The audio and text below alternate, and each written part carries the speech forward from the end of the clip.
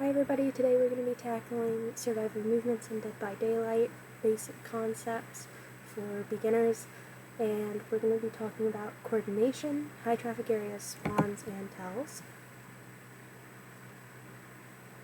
And the first topic is going to be survivor coordination, which are going to include things like saves, sabotage, unhooks, healing, double gens, and taking over a gen. I'll talk a little bit about what each of those are. Saves can be flashlight saves, pallet saves. We're going to be looking at potentially a pallet save in an upcoming clip. Unhooks are when people are trying to unhook a survivor. Healing is healing survivors. Doubling gens means you have more than one person on a gen, normally about 2 people. Could be tripling gens, for example. And then taking over a gen is when you find somebody on a gen, but you don't necessarily know there's a second person there, or maybe there was, they just seemingly ran off. And so you chase a different survivor, and the survivor that was helping to double a gen has wrapped back around and gotten back on the gen. So we won't be looking at clips of certain scenarios like doubling or taking over a gen. Well, we'll see a little bit of doubling, but we're not going to be seeing taking over a gen in these following clips. So pay attention to where this Ace tree, or Baymar I guess, is going, because we're chasing V, we know V's here, we down V, but remember we're keeping a track of survivor movements.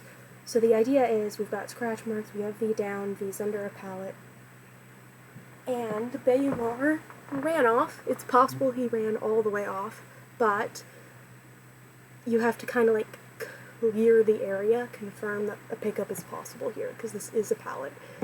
So I'm doing a quick check. You can see that at first I kind of felt like something was off. I didn't really notice. I repeated the footage 3 little times because he just peeked just a little bit, but it was enough to get my suspicions up where I was like, nah, I can't put my finger on it, but something's wrong. This is not a safe pickup. So I continue to look through the area a little bit, and then there we go. I see Baymar, I see the scratch marks, we're able to go through, hit him, chase him, get him out of the area. So the next one is an example of essentially high traffic areas and unhooking. When people stay around and swarm for unhooks or hits or to save and stuff, that actually can be very dangerous for a survivor team. Sometimes it pulls off, sometimes it doesn't, sometimes you end up with multiple people injured. In this case, during this clip, they were really, really gunning for this gen back here that you see in the left, and that leads me to having 2 or 3 different people all around this one area. So I know there isn't really an issue about certain gens. We see somebody is cleansed. Oh, but look, there's our cleansed. There's 2 people. Oh, we make a miss, but we get her now. And I'm thinking Kate might still be around, so I'm checking. We're making sure. There's the Kate. She's on this other gen over here. Now, I could go back and kick Jen. I could do a lot of things. Right now, I'm just trying to make sure she's not in the area, because some of these people have flashlights, some of them are saboing. You just saw the Fing did. So I'm also trying to buy time to be able to hook her. So I'm checking. Hook's back. I'm going to go hook. And now we've got Kate, who's still injured. We've pulled somebody off. We have a corrupt. And this is not a safe area for Kate to be in. Kate came back. So if you're a survivor, there's something I do want to point out here. Don't do what Kate did. You have 2 healthy teammates that could potentially be going for an unhook. You could potentially find one and get healed. This isn't necessarily a bad choice, it's just she has to get the unhook off. She has to do a hook trade, or she is wasting a hook state for her team. So when we're talking about survivor movements, figuring out who is unhooking, who is coming for the unhook, is going to be very, very key to your strategy. So in this case, me catching her here is fantastic. I caught her. And we're going to see an example of picking up in the right time in the right location, because I could have turned to face a wall here, which would have helped me against some flashlights. V is actually here, which I didn't know. She's doing a great job staying out of sight. She's not injured. If you're going to try flashlight saves, pallet saves, and you're injured, you have to be running Iron Will. You have to be running a perk that gives you some sort of protection against injured noises. because those are huge giveaways. But she is perfectly healthy. She gets the flashlight, but she actually doesn't do it in time. Kate is boiled over. I'm trying to figure out, okay, where's my nearest hook? I don't think I can make it to the nearest hook. And so I put her down. So now we're going to be talking about tracking survivor movements. One of the things I mentioned is that if you're doing saves, you want to have something like iron will so you don't make sounds. Sounds are a huge tell. This is the same thing if you're going to be hopping in a locker. If you're hopping in a locker and you're making injured noises, you better have an Ellen Ripley perk that quiets those. You better have head on because the likelihood you're getting found is huge. Some other tells are scratch marks. It can be blood marks as well. I'll show you guys an example when I'm running the perk Predator, which increases blood marks. And consistency. You do not want to be displaying consistent behaviors because that can be readable. And we'll see an example of consistent behaviors real soon. So in this match, I'm playing Plague. I'm finding these gens. I'm finding these rooms where nobody's seemingly in them. We've got scratch marks. They look somewhat recent. Nobody's in there. Nobody's there, right? So I'm checking lockers. I have it in my mind somebody's probably hiding. So I'm thinking, where are these people? And there we go. We have somebody who got her infection. Another thing to note is stuff like infection, certain killer powers, certain killer props are huge indicators of where people are. So if I have only infected generators, if I have only infected a hook, if I have only infected certain objects, like not the whole map, getting infected kind of tells me that they're in this side of the map. So that's why I did go back to this generator in specific, as I noticed we had an infection come through and it wasn't from an unhook. So I was like, well, it has to be one of the places I've already visited. So I catch her hopping locker. Claudette refuses to come out, which is fine, I understand. And then once again, so here I am. Nobody's coming for the unhook. Okay. We've got a pool. We've got a pool of devotion, or whatever you want to call it. It's not normally red like that. If it's red, it means somebody cleansed. So there's an indicator that somebody's been in there. And at this point, I know that some of these survivors, especially Claudette, have this habit of hiding out of sight. They don't really like to leave their scratch marks places. They don't really like to pre-run. It seems like they're more of a stealthy hider type person. So I'm taking note of these behaviors. And I'm infecting objects, so I'm trying to leave a trail behind. And I check back. I'm checking around the table. I'm like, nobody's here. They're not hiding there. Maybe they went down there, but if I do that, I can't check these. So I decided, she went into a locker, maybe she's hiding again. I'm not really expecting her to be in there, but she is. So behaviors and stuff like that are big tells. Scratch marks, I find somebody's scratch marks. So I didn't hear the locker, but hearing the locker is another tell, that's another sound. So be careful when you're getting into lockers. But leaving scratch marks to lockers is detrimental. Do not do that. So Hattie was fully healed, and I was able to just grab her like that. Movement. So this one's going to be really hard to see, but here there's like a little gap, and I'm seeing there's something going on with that gap. There's some weird movement of pixels, which is weird. It shouldn't be like that. So maybe it's a bug, maybe there's something bugging out over there, but I'm going to check it anyway, right? Because that's kind of what we're looking out for. If you are a killer, you want to be looking around as much as you possibly can when you're not actively chasing, and sometimes when you are actively chasing, just so you understand. So there's the movement, there's the pixels that I told you about. I saw it a little bit further away, but the camera might not be capturing it as well.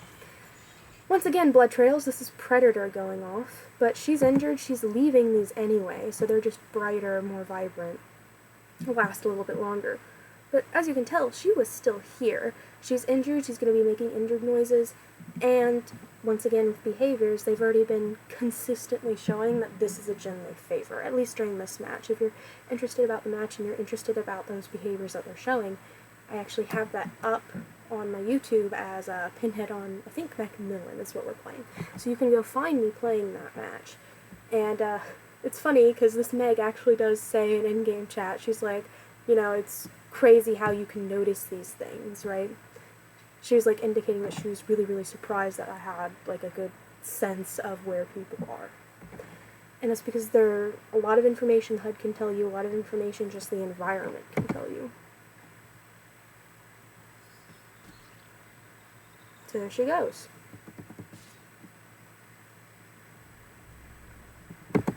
In this one, we're going to be talking about understanding where people are going, understanding scratch marks, trying to get ahead of things. So we see scratch marks, we have a hook. Pretty good guess they're going there. I'm playing a Sadako who can teleport. This is also known as Onryo, and I get stacks of condemn whenever I teleport and somebody's around. So this is showing you TV props actually tell you a lot of information. Killer props can. So the red circle was pointing out she gained a stack of condemn. I know she's around there. We're going to look at an example where somebody does not gain condemn, which means they are not by a TV. So if they're not in range of a TV, I know they are at none of these gens, because those gens have TVs. So we're going to be talking about high traffic areas. Those are walkways, loops, generators, killer props, things that you have to be interacting with. They're areas that just make getting across the map easy. We're actually going to be taking a look at the Onryo map, because a lot of people use main building and they will run from main building. A lot of times there's a gen in main building.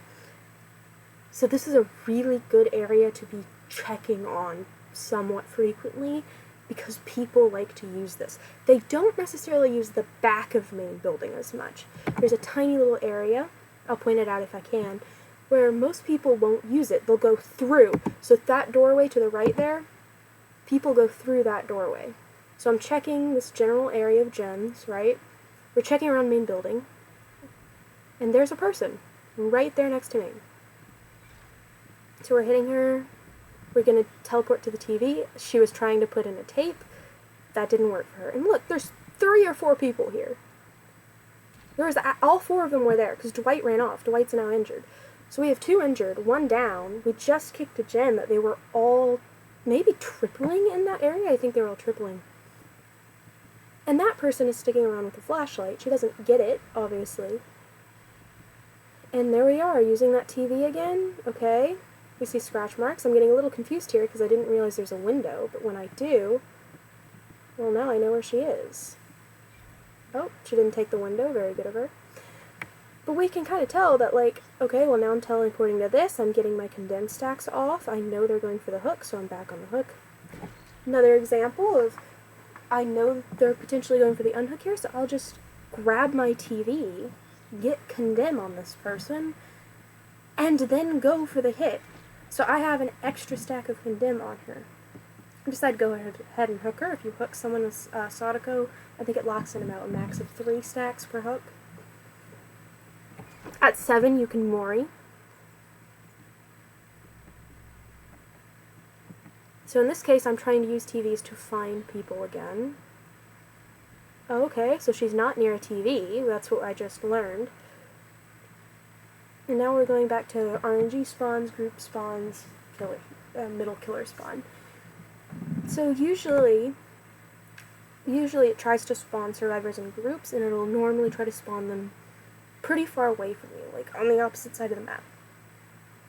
So in this example, I'm thinking it might have spawned them in Shack, right? Because Shack is a decent spawn on a map like this. So I'm looking around, I'm trying to see if I can see any kind of movement before deciding which one. So I think, oh, let's do Shack. But then I actually see somebody in the distance running off. You may or may not have been able to see that. Let me see if I can back up a little. Because it's a very, very small. So it's right here. There's a little bit of movement. Did you see that? I saw that. So I decide this is where we're going. We're heading here because I bet there's someone on gen. And Xeno confirms that there's people on the gen. So a lot of this is really taking into details of what's going on in the map. There's actually 2, maybe 3 people here. I think somebody just vaulted the window. So when it comes to tracking survivor movements, you want to be looking around, you want to be understanding where people are going, where people are frequently visiting. You want to understand what loops and tiles are present, ones that they might be going towards or favoring. If you could hit them and they run a certain direction, you're like, well, Shack's over there. They might be going to Shack, you know? Like, it's a pretty strong tile. Pretty good chance that that's where they're trying to take you. A lot of people do like to take you to Shack if they can. But another one of those things is just keep an eye out on your surroundings. And that's it.